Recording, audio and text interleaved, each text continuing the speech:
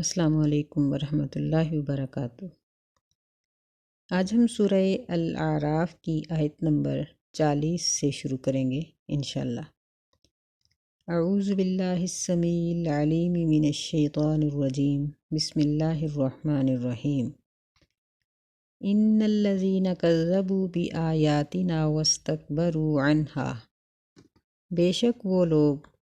جنہوں نے ہماری آیات کو جھٹلایا اور اس سے تکبر کیا، لا تفتح لہم ابواب السماء ولا يدخلون الجنہ، نہیں کھولے جائیں گے ان کے لیے آسمان کے دروازے اور وہ نہیں داخل ہوں گے جنت میں، حتی یلج الجمل فی سم الخیاط، یہاں تک کہ اونٹ یلج داخل ہو جائے، فی سم الخیاط سوئی کے سوراخ میں، وَكَذَلِكَ نَجْزِي الْمُجْرِمِينَ، اور اسی طرح ہم بدلہ دیتے ہیں جرم کرنے والے لوگوں کو۔ اس آیت میں اللہ تعالیٰ نے اپنی آیات کے جھٹلانے والوں کو متکبر قرار دیا ہے۔ یہ بات پہلے بھی کئی دفعہ ذکر ہو چکی ہے کہ جب بھی کوئی شخص کسی کے حکم کا انکار کرتا ہے تو انکار کی وجہ یہ ہوتی ہے کہ وہ اپنے آپ کو بڑا سمجھ رہا ہوتا ہے، اپنی سوچ، اپنی سمجھ، اپنے فیصلے کو اس فیصلے سے بڑا سمجھتا ہے جس کا وہ انکار کرتا ہے۔ اس لیے اللہ تعالیٰ نے آیات کے جھٹلانے والوں کو متکبر قرار دیا ہے، اور ان کے لیے آسمان کے دروازے نہیں کھولے جائیں گے۔ یہ نبی صلی اللہ علیہ وسلم نے فوت ہونے والے نیک اور برے شخص کا پورا نقشہ کھینچا۔ حدیث میں ذکر ہے کہ آپ ایک مرتبہ قبرستان میں موجود تھے، وہاں قبر کے تیار کرنے میں کچھ دیر تھی، جس کی وجہ سے نبی صلی اللہ علیہ وسلم بھی اور صحابہ کرام بھی انتظار میں تھے۔ آپ کے پاس ایک چھوٹی سی چھڑی تھی اور آپ ایک فکر مند انسان کی طرح زمین پر اس کے ساتھ لکیر لگا رہے تھے۔ تو آپ نے صحابہ سے کہا کہ جب ایک شخص فوت ہوتا ہے تو اگر وہ نیک ہے تو اس کی نظر کی حد تک بہت خوبصورت فرشتے موجود ہوتے ہیں، اور پھر وہ اس کی روح کو قبض کرتے ہیں۔ تو عزرائیل علیہ السلام یا جو بھی موت کا فرشتہ ہے، ان کے بارے میں یہ یقینی طور پر نہیں کہہ سکتے کہ ان کا نام عزرائیل ہے، بس اللہ تعالیٰ نے ان کو ملک الموت ہی کہا، حدیث میں بھی ملک الموت ہی آیا۔ تو ملک الموت جب اس کی روح کو قبض کرتے ہیں تو وہ تمام فرشتے جن کے پاس جنت کی خوشبو اور جنت کے کفن ہوتے ہیں، وہ ہاتھوں ہاتھ اس روح کو لے لیتے ہیں، پھر وہ آسمان کی طرف پرواز کرتے ہیں اور آسمان دنیا پر دروازہ کھٹکھٹاتے ہیں۔ تو اندر سے پوچھا جاتا ہے کہ کون؟ وہ کہتے ہیں کہ فلاں کا بیٹا یا فلاں کی بیٹی فلاں، یعنی مرنے والے کے باپ کے نام کے ساتھ اس کا نام لیا جاتا ہے۔ تو فرشتے یہ بات کہتے ہیں کہ اسی کے لیے اللہ تعالیٰ نے آسمان کے دروازے کھولنے کا حکم دیا، اور اسے مرحبا کہتے ہوئے دروازہ کھول دیتے ہیں۔ پھر پہلے آسمان کے تمام فرشتے اس روح کو دوسرے آسمان تک لے جاتے ہیں، ایسے ہی پھر دوسرے آسمان کا دروازہ کھلوایا جاتا ہے۔ اسی طرح ہی یہ دروازے پھر کھلوائے جاتے ہیں اور ہر آسمان کے فرشتے اس روح کو رخصت کرنے کے لیے دوسرے آسمان تک جاتے ہیں۔ پھر اللہ تعالیٰ کی طرف سے ایک اعلان کرنے والا اعلان کرتا ہے کہ یہ شخص میرا بندہ تھا، تو اس کے لیے اس کی قبر کو وسیع کر دو، اس کے لیے جنت کا بستر بچھا دو اور اس کے لیے جنت کا اوڑھنا دے دو۔ تو پھر اس کی روح کو علیین میں رکھ دیا جاتا ہے۔ نبی صلی اللہ علیہ وسلم نے فرمایا کہ ایسے ہی جب ایک برے شخص کی روح کو قبض کیا جاتا ہے تو جہنم کے فرشتے بہت برے ٹاٹ اور بدبودار کفن لے کر اس کے پاس بیٹھے ہوتے ہیں۔ ملک الموت جس طرح اس کی روح کو قبض کرتے ہیں، وہ فرشتے فوراً اس روح کو جھپٹ لیتے ہیں اور ان ٹاٹ اور بدبودار کفنوں میں لپیٹ لیتے ہیں، پھر اس کو آسمان کی طرف لے کر جاتے ہیں۔ پوچھا جاتا ہے، دروازہ کھٹکھٹایا جاتا ہے اور آگے سے پوچھا جاتا ہے کہ کون؟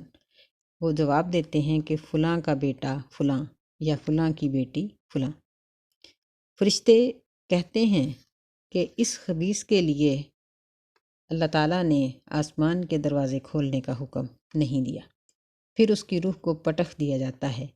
اور وہ گرتی پڑتی بہت بری حالت میں سجین کے اندر پہنچ جاتی ہے۔ یعنی سجین وہ جگہ ہے جہاں برے لوگوں کی روحیں جمع، اور علیین وہ مقام ہے جہاں نیک لوگوں کی روحیں جمع ہیں۔ یہ دونوں مقام کہاں ہیں اس کے بارے میں کچھ نہیں کہا جا سکتا، کیونکہ احادیث میں اس کی وضاحت نہیں ہے۔ نبی صلی اللہ علیہ وسلم نے جب برے شخص کی یہ حالت بیان کی تو آپ نے فرمایا کہ تم تصدیق کے لیے اس آیت کو پڑھو کہ بے شک جن لوگوں نے ہماری آیات کو جھٹلایا اور اس سے تکبر کیا تو ان کے لیے آسمان کے دروازے نہیں کھولے جائیں گے یہاں تک کہ اونٹ سوئی کے سوراخ میں داخل ہو جائے۔ یلجو کا معنی داخل ہونا، گھسیٹنا یا گھسوڑ دینا ہوتا ہے۔ یہ ایک محاورہ ہے، یعنی جس طرح اونٹ کا سوراخ میں داخل ہونا ناممکن ہے، اسی طرح اس شخص کا آسمان کے دروازوں کا اس کے لیے کھلنا ناممکن ہے۔ فرمایا کہ ہم مجرموں کو ایسے ہی بدلہ دیتے ہیں۔ لہم من جہنم مہاد ومن فوقہم غواش، ان کے لیے جہنم سے بچھونا ہوتا ہے اور اوپر سے جہنم کا اوڑھنا ہے۔ وَكَذَلِكَ نَجْزِي الظَّالِمِينَ، ہم ظلم کرنے والوں کو ایسا ہی بدلہ دیتے ہیں۔ نبی علیہ السلام نے فرمایا کہ جب اس کی روح کو پھینکا جاتا ہے تو پھر منادی کرنے والا فرشتہ اعلان کرتا ہے کہ یہ وہ ناپاک شخص ہے، یہ ناپاک روح ہے جو ایک ناپاک جسم کے اندر رہی اور گناہ کے کام یہ بندہ کرتا رہا، تو یہ اللہ کا نافرمان ہے، اس کے لیے جہنم کا بچھونا بچھا دو اور جہنم کا اوڑھنا دے دو۔ پھر نبی علیہ السلام نے فرمایا کہ تم تصدیق میں اس آیت کو پڑھ سکتے ہو۔ اللہ تعالیٰ سے دعا ہے کہ اللہ ہمیں نیک لوگوں میں شامل فرمائے، آمین۔ والذین آمنوا وعملوا الصالحات لا نکلف نفسا الا وسعها، اور وہ لوگ جو ایمان لائے اور انہوں نے اچھے عمل کیے، ہم نہیں تکلیف دیتے کسی بھی شخص کو مگر اس کی طاقت کے مطابق۔ یہاں لا نکلف نفسا الا وسعها کا معنی یہ ہے کہ جس شخص کی جتنی طاقت ہوتی ہے اس سے اسی کے مطابق حساب و کتاب لیا جائے گا، یعنی وہ اپنی طاقت، اپنی عقل، اپنے علم کے مطابق ہی ذمہ دار ٹھہرایا جاتا ہے۔ جس طرح ایک امیر شخص ہے تو وہ اگر اپنی امارت کے مطابق صدقہ کرے گا تو ظاہر ہے کہ اس کے لیے ہزاروں بلکہ لاکھوں روپے خرچ کرنے بھی بعض اوقات مشکل نہیں ہوتے، جبکہ ایک غریب شخص کے لیے بعض اوقات چند روپے خرچ کرنے مشکل ہو جاتے ہیں۔ ایسے ہی ایک صحت مند آدمی کے لیے عبادت کرنا آسان ہے،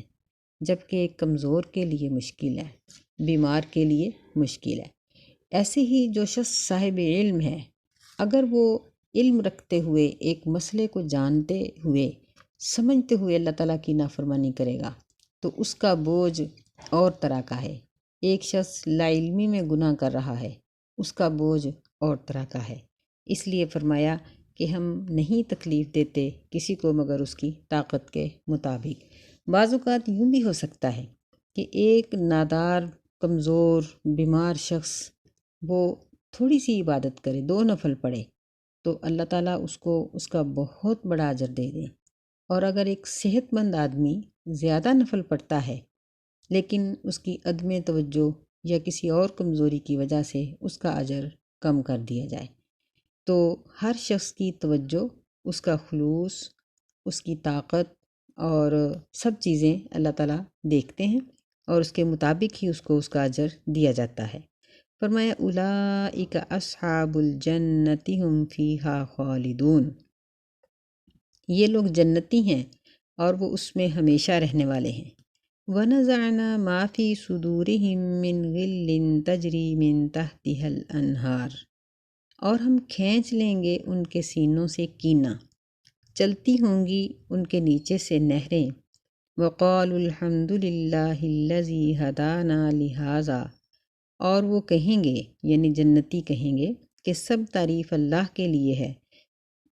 جس نے ہمیں اس کام کی ہدایت دی، یعنی ایسے اعمال کرنے کی توفیق دی جن کی وجہ سے آج ہم جنت میں جا رہے ہیں۔ وَمَا كُنَّا لِنَهْتَدِيَ لَوْلَا أَنْ هَدَانَا اللَّهُ، اور ہم کبھی بھی ہدایت نہ پا سکتے اگر ہمیں اللہ تعالیٰ ہدایت نہ دیتا۔ لَقَدْ جَاءَتْ رُسُلُ رَبِّنَا بِالْحَقِّ، البتہ تحقیق ہمارے رب کے بہت سے رسول حق لے کر آئے تھے۔ وَنُودُوا أَن تِلْكُمُ الْجَنَّةُ أُورِثْتُمُوهَا بِمَا كُنْتُمْ تَعْمَلُونَ، اور ان کو آواز دی جائے گی کہ یہ ہے وہ جنت جس کا تم وارث بنا دیے گئے ہو اس چیز کی وجہ سے کہ جو تم عمل کرتے تھے۔ اس آیت میں بہت سی چیزوں کو اللہ تعالیٰ نے بیان کیا ہے۔ پہلی چیز یہ بیان کی ہے کہ ہم ان کے سینوں سے کینہ کھینچ لیں گے۔ غل کا مطلب غصہ، ناراضگی اور اس طرح کی تمام چیزیں، یعنی دل میں میل یا کسی کے بارے میں برا خیال، یہ چیزیں آتی ہیں۔ تو اللہ ان کے دلوں سے کیسے نکالیں گے؟ اس کی ایک وجہ تو یہ ہو سکتی ہے کہ جنت میں جانے سے پہلے اللہ تعالیٰ ان کے دلوں سے اس بات کو اس طرح سے بھلا دے کہ ان کو اپنے دنیا کے جو آپس کے اختلافات تھے وہ کبھی یاد ہی نہ آئیں، اور وہ ان کو بالکل بھول جائیں اور صاف ستھرے دلوں کے ساتھ جنت میں چلے جائیں۔ جس طرح دو شخص ہوتے ہیں، بعض اوقات دنیا میں میاں بیوی ہیں، دونوں نیک ہیں لیکن ان کی آپس میں بن نہیں آتی، تو قیامت والے دن اللہ تعالیٰ دونوں کے دل صاف کر کے دونوں کو جنت میں میاں بیوی کے طور پر ہی داخل کر دے گا۔ لیکن جو دنیا کے اوپر ان کی ایک کھٹ پٹ لگی رہتی تھی، جنت میں یہ نہیں ہوگی۔ اس کا ایک مطلب یہ ہے۔ اس کا مطلب یہ بھی ہے کہ اللہ تعالیٰ جنت میں جانے سے پہلے ان کے آپس میں معافی کا سلسلہ یا بدلے کا معاملہ پورا کر دے گا، اور وہ اپنے معاملات، اپنے یعنی حساب و کتاب مکمل کرنے کے بعد، ایک دوسرے سے بدلہ لینے کے بعد یا معاف کر دینے کے بعد صاف ستھرے دلوں کے ساتھ جنت میں جائیں گے۔ اس کی ایک تفسیر یہ بھی ہے کہ جنت میں کچھ لوگوں کے مقام اونچے ہوں گے، کچھ کے نیچے، اپنے دنیا کے اعمال کے مطابق، دنیا کی ذمہ داریوں کے مطابق۔ تو دنیا میں جس طرح ہم نعمتوں میں ایک دوسرے کو جب اوپر نیچے دیکھتے ہیں تو بعض اوقات دل کے اندر کینہ یا کوئی ایسی چیز آ جاتی ہے، تو جنت میں جب جنتی ایک دوسرے کے اونچے مقامات یا کمتر مقامات کو دیکھیں گے تو اونچے مقام والوں کے دل میں ان کے بارے میں کمتری کا خیال نہیں آئے گا، اور جو چھوٹے درجے کے ہوں گے ان کے دل میں اوپر والوں کو دیکھ کر یہ خواہش اور پریشانی نہیں آئے گی کہ ہمارے پاس یہ چیز کیوں نہیں، کیونکہ یہ چیز سوچنا، کسی چیز کی کمی محسوس کرنا، یہ ایک دکھ ہے، ایک غم ہے جو جنت میں نہیں ہوگا۔ اللہ تعالیٰ نے بار بار فرمایا کہ لا خوف علیہم ولا هم یحزنون، کہ جنت میں خوف اور غم نہیں ہوگا۔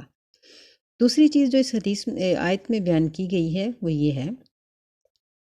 کہ جنتی یہ بات کہیں گے کہ یہ اللہ کی دی ہوئی ہدایت تھی جس کی وجہ سے ہم جنت میں پہنچ گئے، اور نیچے اللہ تعالیٰ یہ فرما رہے ہیں کہ ان کو یہ بات کہی جائے گی کہ یہ جنت اس چیز کے بدلے میں ہے جو تم عمل کرتے رہے۔ بظاہر یہ دونوں چیزیں آپس میں مخالف نظر آتی ہیں کہ اوپر یہ بات کہی گئی ہے کہ اللہ تعالیٰ کی رہنمائی کی وجہ سے وہ جنت میں جائیں گے، اور نیچے یہ بات کی گئی ہے کہ تم اپنے اعمال کی وجہ سے جنت میں آ رہے ہو۔ تو اس کا مطلب یہ ہے، یعنی اس کو ہم اس طرح سے سمجھ سکتے ہیں کہ اللہ تعالیٰ نے انسان کو نیک عمل کرنے کی تلقین کی، گناہوں سے بچنے کی ہدایت دی، اس کو یہ تلقین کی، تعلیم دی کہ یہ برائی ہے اور یہ اچھائی ہے۔ جب ایک انسان نے اللہ کی اس بات کو مان لیا اور اس نے اپنی خواہشات اور اپنی تمام چیزوں پر کنٹرول کرتے ہوئے اللہ تعالیٰ کی ہدایت کے مطابق اپنی زندگی کو گزارا، تو اللہ تعالیٰ بطور انعام اس کو ایک بہت بڑی جنت عطا کریں گے جو اس کے اعمال کی قیمت تو نہیں ہوگی، بلکہ وہ اللہ کی طرف سے ایک احسان ہوگا، کیونکہ نبی صلی اللہ علیہ وسلم کی حدیث ہے، آپ نے فرمایا کہ اللہ کی رحمت کے بغیر کوئی جنت میں نہیں جائے گا، تو سیدہ عائشہ رضی اللہ تعالیٰ عنہا نے پوچھا کہ اللہ کے رسول آپ بھی نہیں جائیں گے؟ آپ نے فرمایا کہ میں بھی نہیں جا سکتا مگر یہ کہ مجھے اللہ کی رحمت ڈھانپ لے۔ تو اس کا مطلب یہ ہے کہ اللہ نے اپنی رحمت سے اچھے رستے پر چلنے کی توفیق دی، اور جب انسان اس اچھے رستے پر چلا تو اللہ نے اپنی رحمت سے ایک بہت بڑے انعام کی صورت میں اس کو جنت دے دی، اور اس کو یہ کہا کہ تمہارے نیک رستے پر چلنے کی وجہ سے یہ دی ہے، یعنی تمہارے نیک اعمال اس جنت کی قیمت نہیں ہیں، بلکہ یہ میری طرف سے تمہارے اوپر ایک انعام ہے۔ اگلی آیت میں فرمایا وَنَادَى أَصْحَابُ الْجَنَّةِ أَصْحَابَ النَّارِ، اور آواز دیں گے جنت والے جہنم والوں کو، ان قد وجدنا ما وعدنا ربنا حقا، یہ کہ تحقیق ہم نے پا لیا جو ہم سے ہمارے رب نے وعدہ کیا تھا بالکل سچا۔ فَهَلْ وَجَدتُّم مَّا وَعَدَ رَبُّكُمْ حَقًّا، بس کیا تم نے بھی پا لیا جو تم سے تمہارے رب نے وعدہ کیا تھا بالکل سچا؟ یعنی ہمیں تو وہ تمام نعمتیں مل گئیں جن کا جنت میں تذکرہ تھا، یا قرآن مجید میں جن کا تذکرہ تھا، جو جنت کے بارے میں بیان کی گئی تھیں قرآن میں اور حدیث میں، وہ سب وعدے پورے ہو گئے۔ تو کیا تمہارے ساتھ بھی سزا کے وہ وعدے پورے ہوئے جن کا تذکرہ قرآن اور حدیث میں تھا؟ قالوا نعم، جہنم والے کہیں گے کہ ہاں۔ فَأَذَّنَ مُؤَذِّنٌ بَيْنَهُمْ، بس اعلان کرے گا ایک اعلان کرنے والا ان کے درمیان، اللعنۃ اللہ علی الظالمین، یہ کہ اللہ کی لعنت ہے ظلم کرنے والوں پر۔ یعنی اس آیت سے یہ ایک بات یہ معلوم ہوتی ہے کہ اللہ تعالیٰ کے وعدے بالکل سچے ہیں، نعمتوں کے بھی اور سزاؤں کے بھی۔ دوسرا یہ معلوم ہوتا ہے کہ جنت میں ذرائع مواصلات دنیا کی نسبت بہت تیز ہوں گے۔ جس طرح دنیا نے ترقی کی، پہلے کبھی ٹیپ ریکارڈ ہوتا تھا، پھر اس کے آگے ریڈیو آ گیا، اس کے آگے پھر ٹی وی آ گیا، ٹی وی کے بعد پھر موبائل آ گئے، پھر موبائل کے آگے ٹچ سسٹم آ گیا، اور پھر یہ موویز اور ویڈیو کالز اور یہ سارے سلسلے، اور پھر اس سے بھی بہت آگے کہ آج کل سائنس نے اس سلسلے میں اس قدر ترقی کی ہے کہ کروڑوں میل دور بیٹھے ہوئے لوگ ایک ٹچ کے ساتھ سامنے آ جاتے ہیں۔ تو جب دنیا اس طرح کی چیزیں ایجاد کر سکتی ہے، تو جس اللہ نے انسان کو یہ سب کچھ ایجاد کرنے کی عقل دی ہے، وہ جنت میں اس کے جو ذرائع ہوں گے وہ اس سے بھی تیز ترین ہوں گے۔ تو یعنی اس طرح کی تیزی ہوگی کہ ابھی جنتی بات کر رہا ہے اور اسی لمحے جہنمی اپنی جگہ پر بیٹھا اس کے ساتھ اس کی بات کا جواب دے رہا ہے، وہ اپنی جگہ پر موجود ہے، وہ اپنی جگہ پر موجود۔ اللہ تعالی ہمیں نیک لوگوں میں شامل کرے اور برے لوگوں میں شامل ہونے سے محفوظ رکھے۔ فرمایا الذین یصدون عن سبیل اللہ ویبغونہا عوجا، وہ لوگ جو اللہ کی راہ سے روکتے ہیں اور وہ تلاش کرتے ہیں اس میں عوجا، ٹیڑھا پن، یعنی نقص تلاش کرنے کی کوشش کرتے ہیں۔ وَهُمْ بِالْآخِرَةِ کافرون، اور وہ آخرت کا انکار کرنے والے ہیں۔ یعنی یہاں جہنم میں جانے والوں کے اعمال کی بڑی بڑی وجہ بیان کی گئی ہیں کہ پہلی وجہ یہ ہے کہ وہ اللہ کی راہ سے روکتے تھے، یعنی خود بھی عمل نہیں کرتے تھے، دوسروں کو بھی نہیں کرنے دیتے تھے۔ دوسری وجہ یہ ہے کہ وہ دین کے اندر نقص تلاش کرنے کی کوشش کرتے تھے کہ اگر تم دیندار ہو جاؤ گے تو تمہارے اندر یہ کمی آ جائے گی اور یہ کمی آ جائے گی۔ تیسرا یہ تھا کہ وہ آخرت کے حساب و کتاب کا انکار کرتے تھے۔ استغفر اللہ۔ دیکھیں کہ یہ تینوں چیزیں آج کے مسلمان کے اندر تقریباً پائی جاتی ہیں کہ ہم مسلمان کہلاتے ہیں، مسلمان ہیں شکلاً، صورتاً، زبان میں کلمہ پڑھنے کے لحاظ سے ہم مسلمان ہیں، لیکن ہمارا عمل کیا ہے کہ ہم دین کے مطابق اپنی شکل نہیں بنانا چاہتے۔ عورتیں ہیں تو وہ دین کے مطابق پردہ یا اپنے جسم کی یا اپنے لباس کی تراش خراش نہیں کرنا چاہتی۔ اگر مرد ہیں تو وہ بھی غیر اسلامی چیزوں کو پسند کرتے ہیں، اور اگر کوئی دین کی طرف قبیلے سے، رشتہ داروں میں سے، دوستوں میں سے آ جاتا ہے تو اس کو روکتے ہیں کہ تم مولوی بن کے کیا کرو گے،